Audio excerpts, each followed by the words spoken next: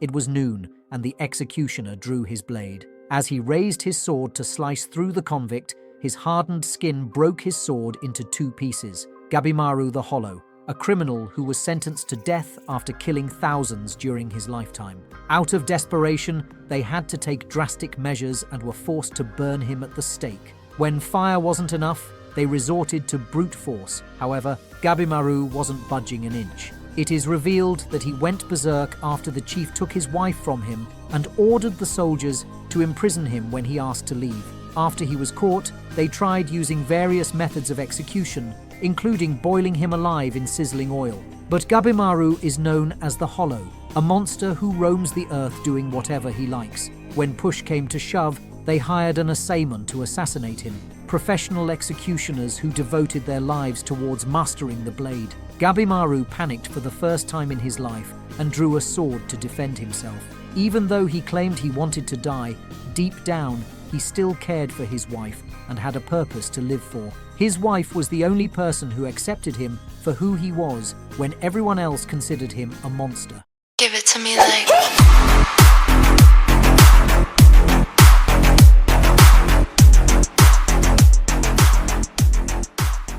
He clashed swords with Sagiri until she showed him a declaration from the shogunate granting him mercy if he obeys their commands and travels to an island to retrieve a valuable artifact. With this proclamation, Gabimaru shows her his ninjutsu as proof of his power and burns all the soldiers in the vicinity. Sagiri reveals how her father was the most skilled Asimon, who was capable of killing someone without them even noticing. She grew up admiring his status and wanted to be exactly like him. Despite her best efforts, her executions came back to haunt her, and the reoccurring doubts slowed her down. In the present day, several condemned criminals gathered in front of the shogunate to await their verdicts. Surrounded by highly skilled Asaemon, they were tied up and given an important announcement. After being commanded to remove their masks, they witnessed a corpse riddled with flowers sprouting from his body.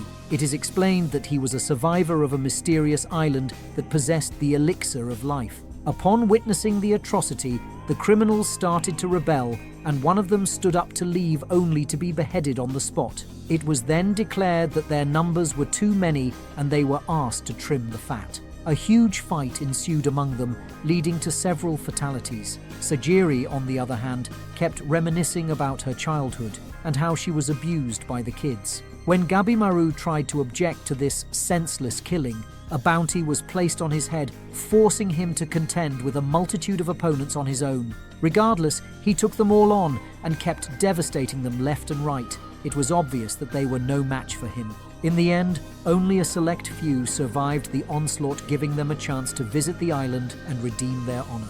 Gabimaru starts narrating a tale of an old chief he once knew who was incapable of dying. No matter how many times he was stabbed, he kept on standing still. He tells Sagiri that the elixir of life is real and that they might find it on the island. Amidst their conversation, Sagiri starts making a fuss and demands he bind his hands immediately. Out of nowhere, a huge boulder struck him down. One of the criminals intended to minimize the competition by eliminating the remaining criminals. Apparently, everyone else had the same idea and started killing each other before starting their journey. Gabimaru sprang into action and demolished his opponent with ease. On the other side of the island, Aizen, a high-ranking Asaemon, was put to rest by the giant's ravenous hunger. Since everyone was killing one another, Gabimaru decided it was his turn to turn on Sagiri, and they started clashing once again. Only this time, it was do or die. After a series of blows, Gabimaru got the best of her and broke her sword. He then pinned her down and was about to land the fatal blow when the spirit of his wife instructed him to show mercy. Before they could both fathom what was going on around them, a weird-looking fish monster showed up wearing prayer beads. It was unable to speak and started attacking them using its long tentacles. They were fast, sharp, and lethal. Gabimaru and Sagiri then looked up only to witness gigantic beasts walking towards them. At this point, he had enough and used his secret technique, Ninpo Aesthetic Blaze, to burn them to a crisp. He started slicing through them as if they were butter. Meanwhile, Sagiri just stood there speechless and confused. Unable to react to their attacks, he had to swoop in to save her. Luckily, he got rid of all of them and met up with another beautiful criminal, Yuzuriha, who tried to seduce him with her good looks but failed miserably since Gabimaru is a trained shinobi. They decided to work together to survive in this earthly perdition called Hell's Paradise. In return for her information, he promised to provide protection. She tried seducing him again, but learned the bitter truth of not messing with the man they call the Hollow. Sagiri was exhausted from all the battle and fell to the ground while thinking of the good old days. On the other side of the island, two brothers were seen fighting for their lives against those gigantic humanoid monsters. Fortunately, one of them grabbed their weapon and used it to slash through their bodies. Together, they were able to massacre the entire fleet and live another day.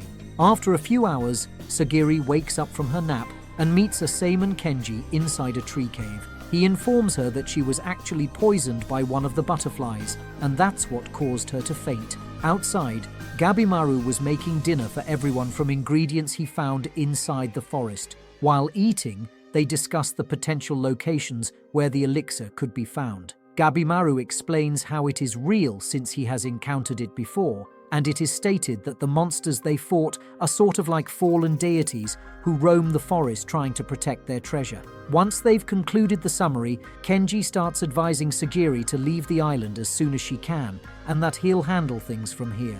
He uses her womanhood to demean her status and implies that she can't handle the heat. Elsewhere, the criminal Nurugai and the Asaiman Tenza are attempting to escape the island on a boat when they are suddenly attacked by what looks like a kraken with enormous tentacles. They try their best to fend it off, however, there seems no end to it. They find one of their comrades on the ship and realize the gravity of the situation. Nurugai starts walking down memory lane and remembering how she got arrested. It was due to a silly mistake she made, which cost her entire village their lives. She led bounty hunters to them, assuming they were travelers in need. They ended up massacring everyone and taking her with them. Even though she gave up on life, Tenza pulled through and saved them both, and they ended up returning to the island once again. In the dead of night, Sagiri approaches Gabimaru for a quick chat, and he convinces her to stay. Thus she confronts Kenji and insists on continuing the journey with them, when out of nowhere, the giant shows up and blasts Kenji with one strike. Growing up, the giant was abnormally strong and always hungry. His appetite knew no limits, and the townspeople were nothing but meals for him. In hopes of trying to save Sagiri, Kenji took on the full force of his swing, sending him flying. His right side had been completely devastated, and it was a fatal wound. Sagiri tried to help, but the giant went after her. Just as he was about to land a strike, here came the knight in shining robe, Gabimaru, who returned the favor by blasting him away. Unfortunately, this wasn't sufficient to bring it down, and the giant got back up seeking retaliation. His strength was able to throw trees as if they were baseballs. Gabimaru had no option but to avoid all his attacks and look for an opening. Even when he did, physical attacks were no use in the face of brute strength. He even tried slashing him with his clothes, which was equivalent to the power of steel. As Sagiri was weeping for her fallen partner, he handed her a sword and commanded her to exact vengeance. While Gabimaru was struggling to damage the giant, Sagiri showed up and sliced his pinky in one go, leaving him wailing in agony. She explains that this is the Yamada Asaiman path, attacking the weak spots with precision. Suddenly, the giant started screaming at the top of his lungs, causing everyone to shudder. Using this opportunity, he struck down Gabimaru, leaving him bloody and exhausted. Just as he was about to land the final strike, Sagiri used her secret breathing technique to deflect all his attacks. The rage building up within Gabimaru turned into fire, and he started unleashing a barrage of blows at him. Soon enough, the entire forest was riddled with flames, and the immolation grew worse, up to the point where it was difficult to breathe, causing the giant to fall to his knees. Gabimaru held him in position long enough for Sagiri to behead him in one slash, clean as a whistle. They ran away and left his corpse to burn.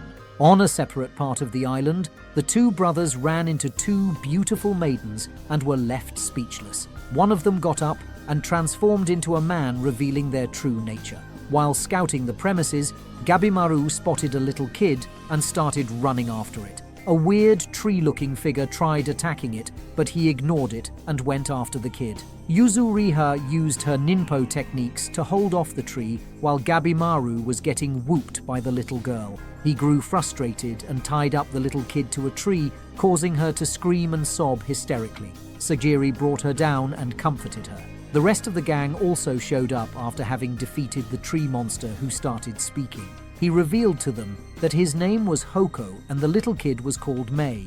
He then promised to give them shelter, food, and a bath if they spared their lives. Once they entered the village, Sagiri and Yuzuriha wasted no time taking a bath. After they washed up, they were given a bunch of fruits to appease their hunger as Hoko started narrating the tales of the island. He confirms the existence of the elixir of life and warns them of the threats known as Tenson. Elsewhere, the two brothers are fighting one of the Tenson who keeps on regenerating from their attacks. He ended up overpowering them and throwing them into a pit. Gabimaru reminisces about his wife and is anxious to meet her again. It is also revealed that Asaemon Tenza was a troublesome delinquent growing up. Due to his impoverished situation, he would always resort to stealing and violence to get what he wanted and considered a thug in the village. One day, while he was beating up a couple of guys, Shion, a well-known Asaemon, stopped him in his tracks. In the present day, he is seen walking on the beach with Nurugai when a Tenson falls from the sky and lands on the waiter gracefully. It transforms into a man and starts attacking Tenza with powerful strikes. While it was talking, Tenza managed to slice its eyes. However, since the Tenson had drunk from the elixir of life, it grew back immediately. Tenza then sliced its weak spots and made a run for it with Nurugai, only to be cornered by the Tenson once again like a hide-and-seek game. Luckily for both of them, Shion threw his blade with a high level of accuracy, beheading the Tenson and giving them time to escape. Even though Shion is blind, he is able to sense everything around him and explains to them how all the currents lead back to the island and there is no way of leaving. Their reunion is cut short when the restless Tenson shows up for the third time and cuts Shion's throat. Tenza charges forward brazenly to buy them some time and does a pretty good job keeping it occupied, in fact. But he is obviously no match for the Tenson, who obliterates him. He starts seeing flashbacks of his childhood and how Shion took him in and raised him as one of his own. While everyone is asleep, Gabimaru heads out into the forest looking for the elixir. As he approaches the center, he finds an enormous red gate and concludes this is where the elixir is hidden. Just as he was about to open it, a Tenson appears behind him, launching a surprise attack. Gabimaru did a great job avoiding its attack and twisting its neck. However, its regeneration speed is insane, and even survived his blazing attacks. Their fight escalated into a true shinobi battle, focusing on speed, agility, and technique. The Tenson caught it off guard when it used a secret technique called Tao. It is an invisible wave of energy that is considered as the source of all power. Gabimaru struggled for a bit until a random thought popped up in his head, bashing the enemy faster than it could regenerate. With that in mind, he gave it his all and pummeled the life out of the Tenson, forcing it to use its trump card. It transformed into a gigantic flower monster, striking him with lightning and almost killing him until Mei showed up to protect him. She used Tao to create a spherical shield and block the Tenson's attack, helping Gabimaru live to see another day. After waking up from his coma, Gabimaru met Fuchi and Gante and tried explaining the situation to them. They were reluctant to hear what he had to say at first, but decided to give him a chance. While they were in the middle of a conversation, several monsters started attacking from all sides. Faced with a common enemy, they had no option but to team up and fight the threats together. They kept on killing the creatures and monsters one after the other, but there seemed no end to them. Mei tried to explain the concept of Tao to them and how they must balance between weakness and strength to attain this power. It is sort of like the balance between yin and yang, light and dark. Both Gante and Gabimaru try to get the hang of it, but fail to relax their mind and body. While they are fighting the monsters, Sagiri and the gang go out looking for Gabimaru and Mei. Hoko explains to them how dangerous it is for them alone, and everyone seems to be worried. Shion and Nurugai encounter a bunch of monsters and fight for their lives, even though they have yet to finish mourning their fallen comrade. The Tenson are seen fooling around without a care in the world. The two brothers, Chobei and Toma, crawl out of the pit after their brief encounter with death. They then meet a doshi, who are representatives of the Tenson, and are more powerful than the regular monsters known as the Soshin. They possess superior skills and intellect and are able to converse like ordinary human beings. The battle seemed one-sided at first, with the doshi landing critical strikes on Chobei. Nevertheless, it seemed that his body integrated with the environment and he began to heal naturally, even when his hands were completely broken and twisted. After a while, he started harnessing Tao and was able to sense it as well. The tattoo on his neck grew, giving him more energy. Growing up, the two brothers had to endure living with gangsters and mobs, and Chobei is seen cutting his eye just to prove his fidelity. In the present, it was just a matter of time till the Doshin was crushed. It seemed that Chobei had mastered Tao in a matter of minutes. Talk about a prodigy. Elsewhere, Gabimaru and Gante were met with two other Doshins who were hell-bent on capturing Mei. She was an important specimen they had to retrieve, but Gabimaru wasn't simply going to hand her to them without a fight. He also mastered Tao and started destroying them nonchalantly. Gante was still struggling and seemed a tad bit upset. Sagiri and the gang entered the main palace where they found a Tenson waiting for them. His speed was beyond comprehension and his power unfathomable. He explained to them how the elixir of life was only meant for the Tenson, and it would eradicate humans if they tried it. This crushed their spirits. They tried slashing him, but he kept on regenerating and kept on mocking them. His usage of Tao was too much for Sagiri to handle at first. Yuzuhira, on the other hand, was familiar with the subject and started fighting him one-on-one. She did a good job keeping up until Sagiri started using Tao. It seems that everyone is a Tao master all of a sudden. Regardless, the Tenson was practically invincible, until Sagiri found his weak spot and sliced his abdomen, leaving him unable to regenerate. Assuming it was dead, they dropped their guard. This proved to be a fatal mistake when the Tenson transformed and attacked Yuzuhira. Asaemon Senta, who was madly in love with her, stood in front of her, sacrificing his life. Things looked really bleak, and they seemed to give up hope. Out of nowhere, Asaemon Shion showed up to save the day. Well, that's all for now. I know Hell's Paradise left us on a cliffhanger. Can't wait for Season 2 to come out.